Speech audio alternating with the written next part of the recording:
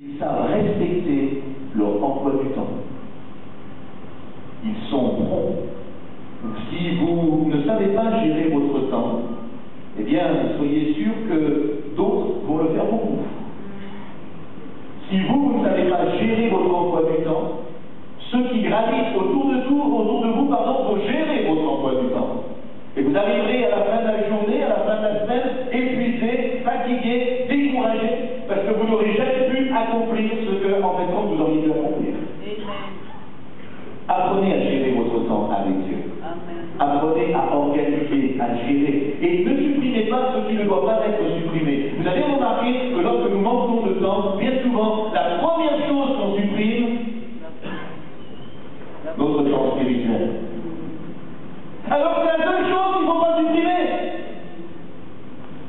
La première chose qu'on met de côté, la première chose qu'on oublie parce qu'on a des affaires, parce qu'on a des rendez-vous, parce qu'on a des repas à faire, parce qu'on a des personnalités qu'on va rencontrer, la première chose qu'on va mettre de côté parce qu'on n'a pas le temps. C'est notre temps spirituel.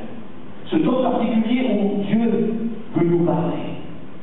J'ai entendu le frère tout à l'heure qui disait que vous devez être des intercesseurs, que Dieu va écouter. Et il a raison. Mais j'aimerais vous dire ceci ce soir. Si vous voulez que Dieu vous écoute, vous apprenez à écouter Dieu. Alléluia. Plus vous écouterez Dieu, et plus Dieu vous écoutera. C'est un principe spirituel, mais c'est simple. Trop souvent dans la prière, nous sommes là, nous combattons, nous plions, nous pleurons, nous nous prosternons, on est à genoux, et on dit Seigneur, et pourquoi tu n'agis pas? Et pourquoi tu ne travailles pas ma vie? Et pourquoi tu ne donnes pas le droit dans cette affaire? Et pourquoi tu n'agis pas dans mon couple? Change ceci, change cela, et on donne des ordres à Dieu, et on parle à Dieu d'une manière et d'une autre, etc. Et on lui dit, change ma femme. Et la femme lui dit de son côté, change mon mari. À qui Dieu va répondre? À qui? Et parfois, pendant des mois, des années, on apporte toutes sortes de sujets de prière, et on est là, Seigneur, fais ceci, Seigneur, fais cela, etc. Le premier problème dans la prière, c'est qu'il faut arrêter de dire à Dieu ce qu'il doit faire. Parce que Dieu est suffisamment grand pour faire ce qu'il a à faire dans notre vie. Vous savez pourquoi Dieu parfois ne nous répond pas?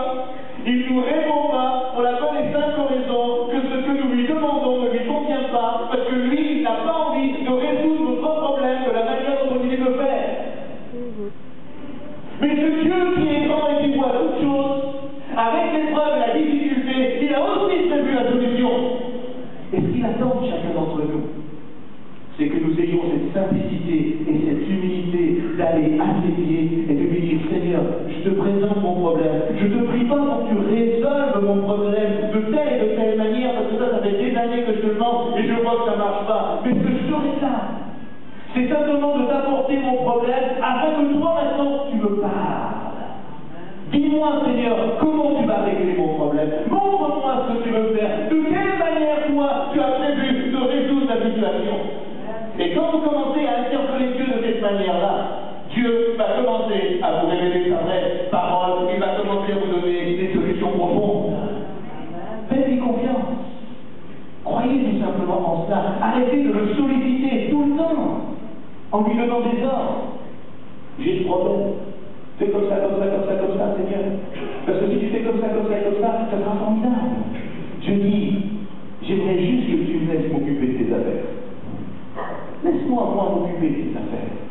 Et vous allez voir, en laissant Dieu s'occuper de vos affaires, combien la bénédiction va germer promptement